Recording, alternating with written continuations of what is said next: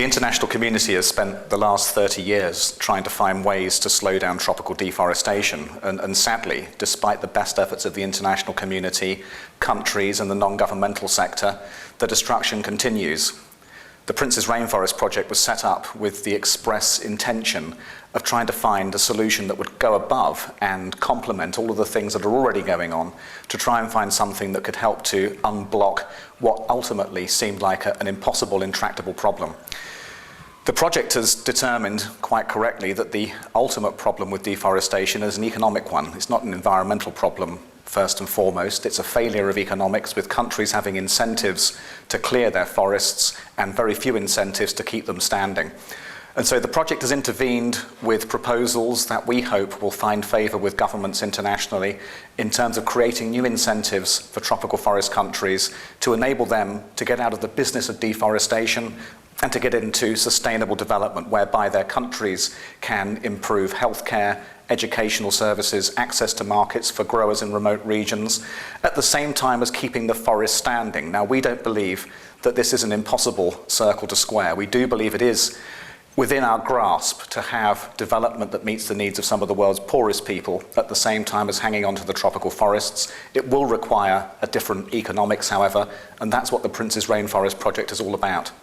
I think many of us who come to this particular line of work, conservation, environmental protection, sustainability, whatever you call it, I think many of us come to begin with a great love of nature, and that love of nature very often comes at quite an early age, and as one goes through life and you see more of what's going on, you're kind of struck by a sense of sadness on the one hand, and then very often by a sense of anger, and also a sense of incomprehension in terms of why people can allow these things to happen. But people aren't evil, and anger can take you so far, and I think for many of us, engaging in this discussion in a way where we can find constructive solutions by bringing people together is really the right way to approach it, and that's exactly what we're trying to do at the Prince's Rainforest Project, to bring people together to find solutions. The Prince's Rainforest Project has already made some breakthroughs in terms of coming forward with a proposal that many people see as the right kind of solution, not trying to replicate what's already happening on the ground, but coming in with something that will complement the existing activities by creating a new economic space, by making it possible for countries to see the trees worth more alive than dead. This now is something which is being debated by governments, and hopefully during the course of 2009 we will see firm proposals coming from a group of countries both in the rainforest region and also in the developed world, with effectively a global deal. On the one hand, to pay for the rainforests, and on the other hand to commit to protecting them, to provide that global environmental service that we all rely on. So this could be a breakthrough moment, and not a moment too soon. If one looks at the most recent climate change science, it's very evident that the world has reached a tipping point. This is a very overused phrase in many respects on the climate change science, but certainly now does look like an apposite phrase to describe where we've reached in terms of loading the atmosphere with greenhouse gases to the point where we're about to see the emergence of a different climate. This could be disastrous for human fortunes going forward into the 21st century. It is still possible, however, that we have a good chance to avoid going past that tipping point if we take action immediately to cut down the emissions causing this problem. A big chunk of it is coming from the tropical rainforests. That is not the only reason, of course, why we should be conserving these ecosystems. They've got more than half of the world's terrestrial species of animal and plant in them, at least.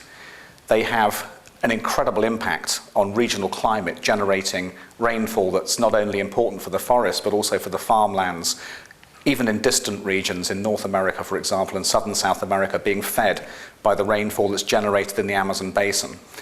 And then, of course, some of the world's most unique and most sustainable cultures still live in the tropical rainforests. In New Guinea alone, people speaking 700 different languages, evolving over millennia, and at the same time as evolving an incredible cultural diversity, evolving a relationship with the forests which ultimately could be our salvation if we can understand how to use these ecosystems without destroying them, as those people have learnt over so many centuries.